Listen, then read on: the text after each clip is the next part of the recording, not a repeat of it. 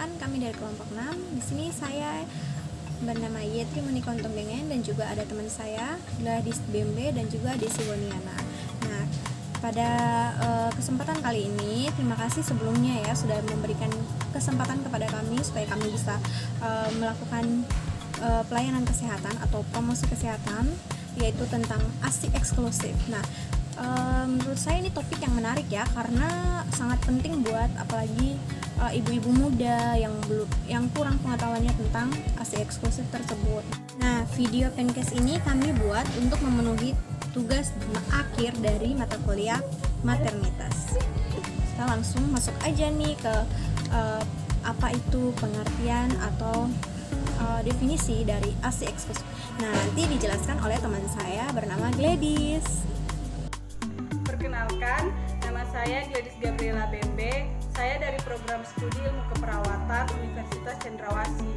Di sini saya akan melakukan Penkes tentang ASI eksklusif. Yang pertama, kita harus tahu dulu apa itu ASI eksklusif.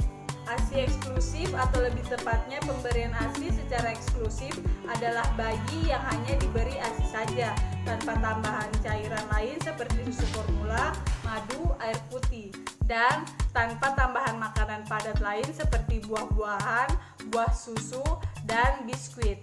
Karena pada umumnya bayi sehat tidak memerlukan tambahan makanan sampai berusia 6 bulan. Selanjutnya, kita harus mengetahui fisiologi dari laktasi. Laktasi atau menyusui mempunyai dua pengertian. Pembentukan payudara dimulai saat embrio berusia 18-19 minggu dan berakhir saat mulai menstruasi. Hormon yang berperan adalah hormon estrogen dan hormon progesteron yang membantu maturasi alveoli. Sedangkan hormon prolaktin berfungsi untuk memproduksi ASI. Dan yang kedua, pengeluaran ASI atau oksitosin. Apabila bayi disusui, maka gerakan menghisap yang berirama akan menghasilkan rangsangan saraf yang terdapat pada glandula pituitaria posterior, sehingga keluar hormon oksitosin. Terima kasih untuk Gladys yang sudah menjelaskan tentang apa itu definisi ASI eksklusif dan apa fisiologi dari laktasi. Nah, sekarang kita masuk nih pada manfaatnya. Nah, silakan Desi. Manfaat ASI bagi bayi yaitu di sini untuk bayi usia 0 sampai 6 bulan, di sini ASI berperan sebagai makanan utama pada bayi. Mengapa? Karena mengandung 60% kebutuhan pada bayi. Nah, kalau untuk ibu hamil, di sini isapan bayi sangat bermanfaat karena dapat memperciut rahim pada ibu hamil, dan juga di sini dapat mengurangi lemak serta pendarahan pada ibu hamil. Nah, di sini dia juga dapat membuat ibu hamil cepat langsing. Mengapa? Karena lemak yang ditimbun di panggul ibu semuanya dapat berpindah ke ASI pada ibu hamil yang diisap oleh bayi. Nah, yang berikut yaitu untuk keluarga, dengan mengonsumsi ASI pada ibu itu dapat mengurangi biaya pengeluaran untuk membeli susu formula dan lain sebagainya. Nah, itu dapat berguna bagi keluarga karena tidak perlu mengeluarkan banyak uang untuk membeli susu formula dan lain sebagainya. Nah, untuk negara di sini dapat berguna karena dapat menghemat devisa negara. Mengapa? Karena dengan bayi sehat berarti negara tidak perlu mengeluarkan biaya untuk membeli susu formula dari luar karena dapat menghemat biaya dan juga menghemat devisa negara. Terima kasih untuk Desi yang sudah menjelaskan sedikit tentang manfaat ASI eksklusif. Nah, sekarang kita masuk ini pada apa saja sih nilai gizi dari ASI eksklusif tersendiri. Nah, itu akan dijelaskan oleh teman saya Gladys. Silakan Gladys. Dalam ASI terdapat nilai gizi seperti karbohidrat, protein, lemak, vitamin K, vitamin D, vitamin E, dan masih banyak nilai gizi lainnya yang terkandung dalam ASI. Baik, terima kasih untuk Gladys yang sudah menjelaskan sedikit tentang apa sih nilai-nilai yang terkandung di dalam ASI eksklusif ini. Nah, semoga itu bisa diingat ya oleh mama-mama muda, ibu-ibu muda ya. Oke, sekarang kita masuk nih pada faktor apa saja sih yang mempengaruhi ASI eksklusif tersendiri dan juga apa sih kendala pemberian ASI eksklusif itu. Nah, itu akan dijelaskan oleh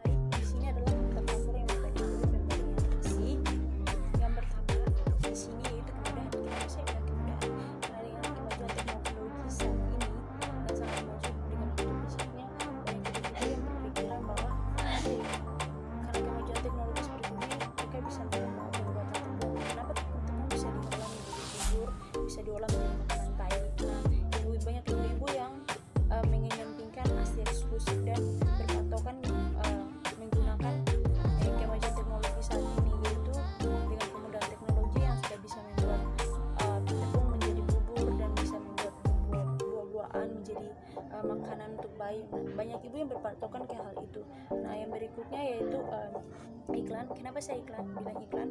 Karena dengan kemajuan teknologi saat ini kita sudah bisa lihat di TV bahwa banyak sekali promosi-promosi yang diiklankan kepada orang-orang.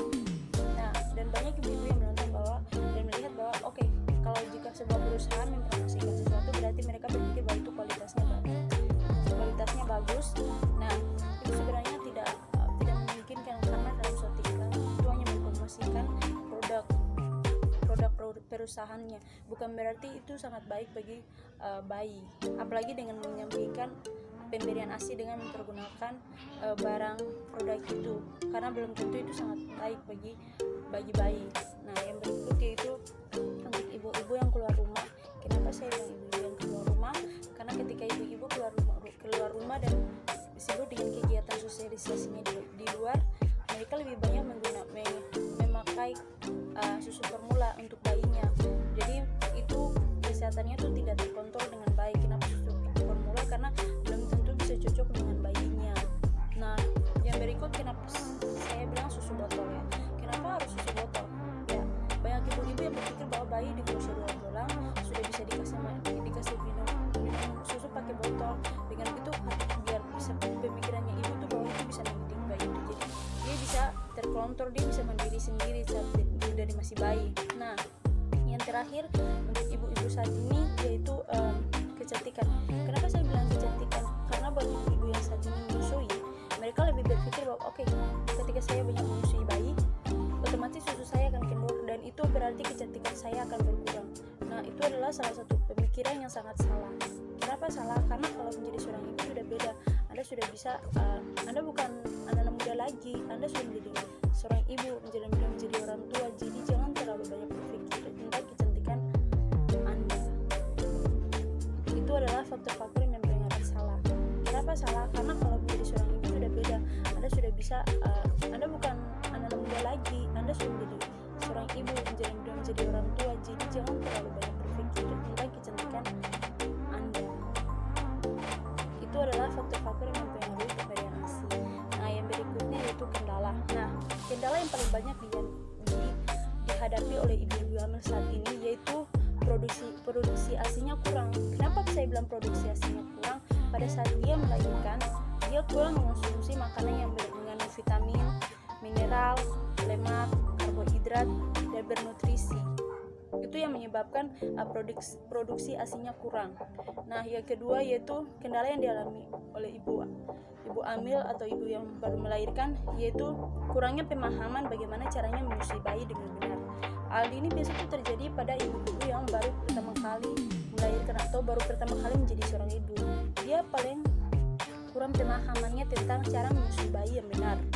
Dan yang ketiga itu kendala yang dialami oleh ibu hamil yang membuat dia sulit atau tidak bisa memberikan ASI eksklusif kepada bayi, yaitu mengalami pembengkakan pada susunya, atau bisa dibilang kalau puting susunya tuh lecet atau luka. Nah, hal itu yang menjadi salah satu kendala di mana dia tidak bisa memberikan ASI kepada sang bayi. Nah, yang kedua yaitu seperti yang tadi saya sebutkan di bagian awal, yaitu di faktor-faktor ini pemberian ASI eksklusif, yaitu ibu-ibu yang keluar rumah. Nah, ibu-ibu yang keluar rumah itu mereka tidak bisa menyusui bayinya dengan benar. Oleh sebab itu mereka berpatokannya untuk memberikan bayi dengan susu formula.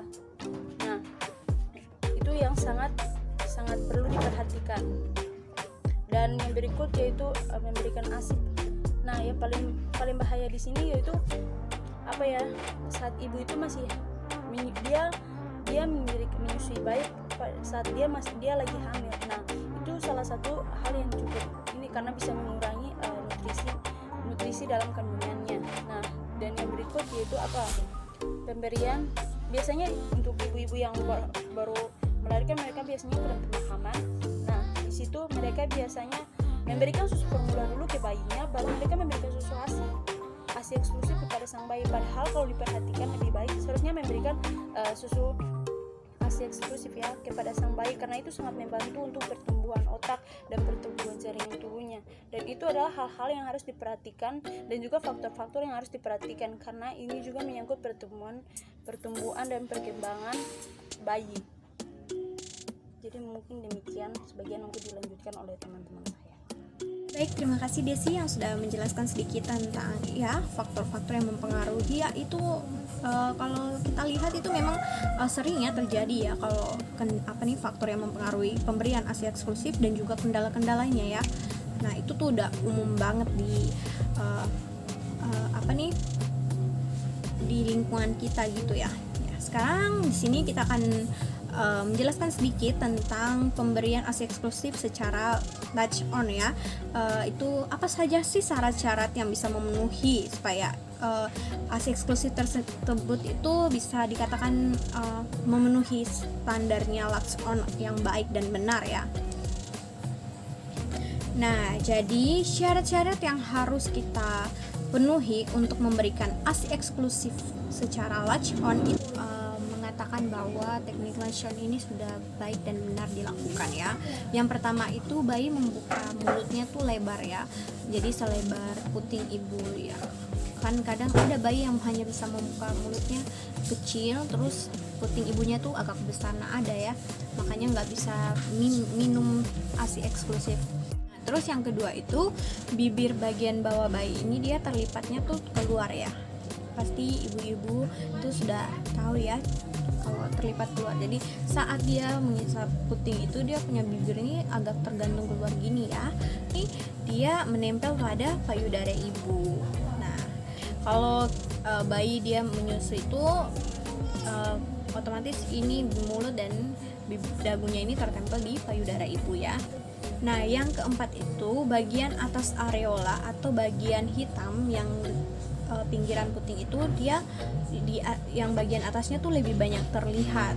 Terus yang kelima ini bagian pipi bayi tersebut itu dia tidak kempot saat dia menghisap susu ya. Jadi dia tuh kembang kempis gitu ya. Jadi gitu ya. Nah, ini yang penting nih yang keenam. Nah, itu tuh tidak terdengar suara selain suara bayi menelan ASI. Jadi kalau misalnya ada mungkin suara lain-lain, nah itu harus diperiksa ya bunda-bunda ya. Kalau yang ketujuh ini itu bayi yang sedang menyusul dia tuh merasa nyaman dan tidak gelisah. Jadi mungkin dia tidak rewel, dia tidak banyak bergerak begitu ya. Jadi dia tuh hanya tenang saat dia menyusul. Nah, itu berarti dia merasa nyaman saat menyusu atau dikasih ASI. Nah, terus ini yang penting juga nih, ibu tidak merasa sakit saat dia menyusui sang bayi. Nah, jadi kalau misalnya ibu merasa sakit, nah itu berarti belum memenuhi gitu. Nah, jadi itu yang penting, ibu tidak merasa sakit saat dia menyusui sang bayi. Nah, yang terakhir ini yang lebih penting lagi, bayi itu dia merasa kenyang saat dia selesai ini menyusu atau meminum ya ASI eksklusif yang diberikan ibu kepadanya. Nah, bagaimana sih kita tahu tuh kalau bayi itu dia merasa kenyang ya? Itu tuh otomatis yang pertama dia melepas puting ibu ya, dia melepas hisapannya secara otomatis sendiri ya, dia melepas sendiri.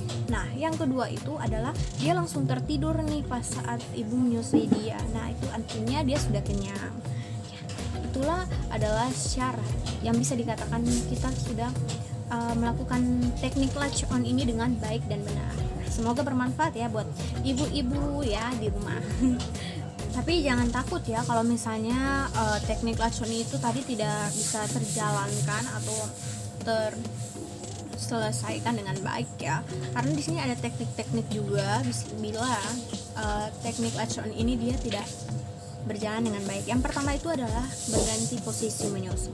Jadi misalnya kalau sang bayi dia menyusu di sebelah sini dan tidak berhasil, berarti kita pindahkan ke sebelah sini. Nah, terus kita harus yang kedua itu kita mencari tempat yang tenang. Kenapa begitu? Karena bayi itu bagaimana ya, mereka tidak bisa mendengar kebisingan ya, itu membuat mereka terganggu. Jadi ibu diusahakan cari tempat yang tenang, jangan yang ramai gitu ya. Terus ada juga tuh kita memposisikan bayi itu dia ke dada ibu ya secara terbuka. Jadi ibu tuh minta maaf sebelumnya, ibu tidak menggunakan mungkin baju atau bra ya, supaya ditempelkan langsung ke dada ibu. Nah, seperti begitu. Itulah teknik untuk mengatasi bila syarat latch on yang tadi sudah saya jelaskan tidak terpenuhi atau tidak berjalan dengan baik dan benar. Itu aja ya penjelasan singkat tentang ASI eksklusif. Semoga video Penkes ini tentang ASI eksklusif ini bisa bermanfaat buat ibu-ibu muda, apalagi ibu-ibu yang mungkin kurang pengetahuannya tentang ASI eksklusif, dan semoga ibu-ibu yang masih memberikan bayinya, apalagi bayi yang sekitaran umur 1 bulan sampai 6 bulan itu sudah memberikan susu formula, semoga bisa berubah ini ya, pemikirannya ya, mainnya ya, supaya memberikan ASI eksklusif. Karena menurut saya juga ASI eksklusif itu adalah makanan terbaik ya untuk bayi. Dan mungkin ibu-ibu juga sudah tahu, tapi mungkin bisa menyempatkannya untuk memberikan ASI eksklusif kepada anaknya. Sekian dari kelompok kami, semoga video Penkes kami tentang ASI eksklusif ini bermanfaat buat kita semua. Maaf apabila ada kesalahan dalam pengucapan dan penjelasan yang kami berikan ya. Selamat pagi, dadah.